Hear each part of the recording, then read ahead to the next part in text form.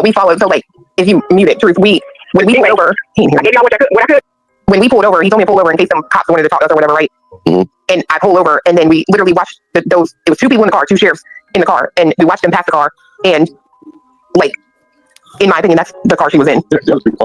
Yeah, so we watched them pass. I was trying really hard to see if there was someone in the back, but it was blacked out, dude. Like, I could see the cops, could not see in the back seat, but we followed them like for a little bit, and I was still trying to look in the back window, right, to see if there was like another head or whatever. But you really couldn't see jack shit. So unbelievable. You are fucking lying. Audacity. Now look at this. Clue threatened people after she got her photo. Or I'm sorry, Clue threatened people after she got her video and her photos. This was, I believe, when they were outside recording Betty. Hold on, Deathgrid says wasn't Shady who put Heels' daughter's face in a video unblurred. No, it was the jerks. Pearl came up and she actually made an excuse for that shit. Yeah, so I mean, I guess if they're willing to show, you know, her daughter's face, then they're okay with their daughter and son's faces being shown.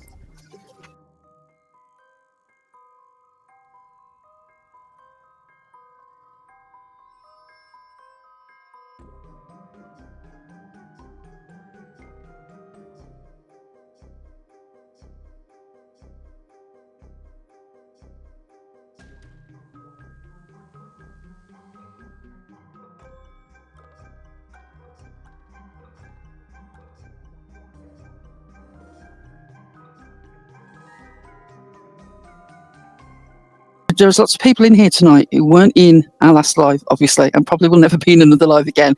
But you just heard her say that we sent this email, and I thought it was a pretty nice email, actually. It did ask a couple of sharp questions at the end, but generally it was complimentary of the work. It was very respectful. And it's actually in the video. You can read it yourself. What you didn't see in the video, well, you did see the images, 3 of the 4, but you weren't indicated as part of the email. I'm going to show you the images that were contained on this email. Go for it. Okay, this is the email. Don't need to read it. If you really, really want to know about it, you can find out. And I think that I have just deleted one of the pictures. Let me just go and get it. If you can talk for a minute, darlings. Oh, yeah. Yeah. And also, I wanted to say this whole side thing for us personally, for the jerks, we have no sides here. So that was a narrative. God, I hate that word now. But anyway, that was a narrative she's trying to spin. As y'all can tell, we are not in this side or that side. For us, this was just about what we found, and it was damning. Okay, if you can see at the bottom, not in the right order, but it's essentially got heels 1, heels 2, heels 3, heels 4. And heels 4. Yeah. This is heels 1. You will have seen that in the video. It is just screenshots showing that she's connected to the blog Renews It, and was previously connected to the blog called Radio News. This is Heels 2, as you can see. Well, no, that's Heels 1. I've even labelled them wrong. Spectacular work here. It's been a long week. Radio News. Again, that shot was in the video. Scrolls down. The Wayback Machine. This is the Wayback Machine, and the blog is invite only picture. As you can see, these are massively doxing and threatening pictures. And now we come to the crunch. I have never looked at this woman's Facebook, Instagram, LinkedIn. I don't know whether she's got them or not. It wasn't material to me. No. I went on public social media. Okay, that's all that I looked at. Nothing that was locked down. I didn't even sort of look to see whether she had a Facebook. This was the image from a tweet. The image is in the tweet, look. It says, no surprise, VP of Renews It likes support Darren Wilson, but she won't admit to being a supporter. #Ferguson.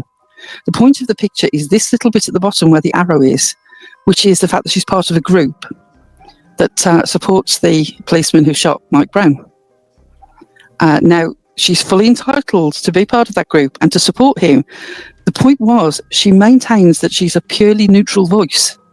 Well, you can't claim to be a neutral voice and be involved in a support group of one or the other parts of a dispute. I would say most people would understand that. Okay? Mm-hmm. This tiny picture in the middle of this musician that you can barely see the face of, and if I hadn't got the face covered, you'd see practically the same because this person had sunglasses on. This person that I just assumed was a musician, part of the whole likes thing, turns out to be a family member. I had no idea. I don't know whether Heels is married, whether she has 3 ex-husbands, 16 stepchildren, because none of that was important to what I was trying to say.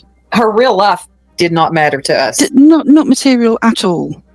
So the whole point of sending this public tweet was about you say you're neutral, but look, you're a member of this support group. You're alike. You follow this group.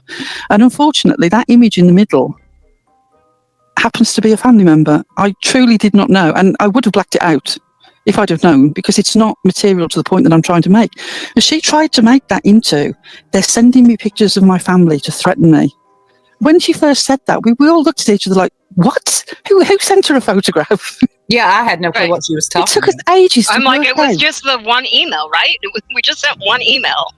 But there was an So awful moment confusing. when I thought, this woman down here in the pink, this newsreader, that's not her daughter, is it? I just couldn't. It never crossed my mind at all. That we call them buskers in the UK, street musicians. I think it's just a street musician you took a photograph of.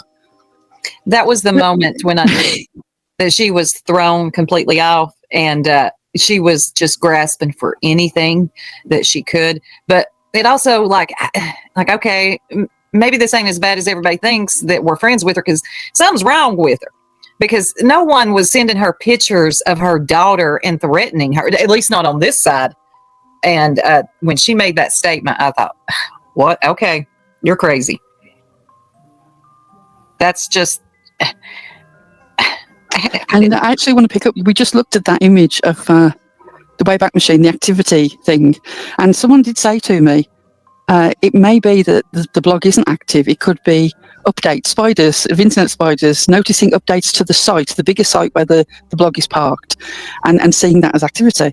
And that is a good point. It could be that.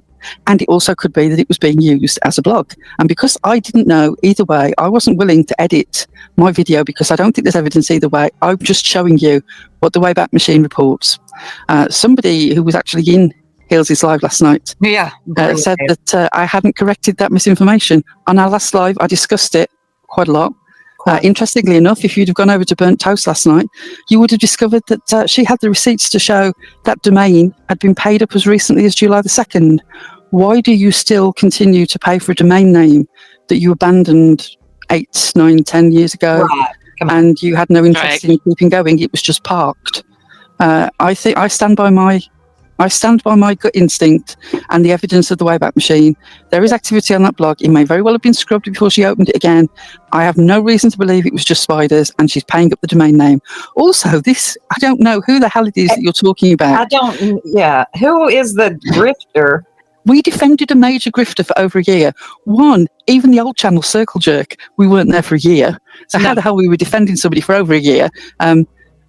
Look up how the calendar works. We've been here a month. A month, literally just a month. So if I you're have referring to Lolita, who was, for anybody who doesn't know, we were on a channel called Circle Jerk. One of the people that we loved and adored and was our close friend and we spoke to every day, called Lolita. That was her name on the channel. People came forward with evidence that she got a history of scamming and various other things. We had never seen that in all the time that we knew her. We'd only ever seen her supporting people financially and emotionally. Now, it could have been a long con, who the hell knows?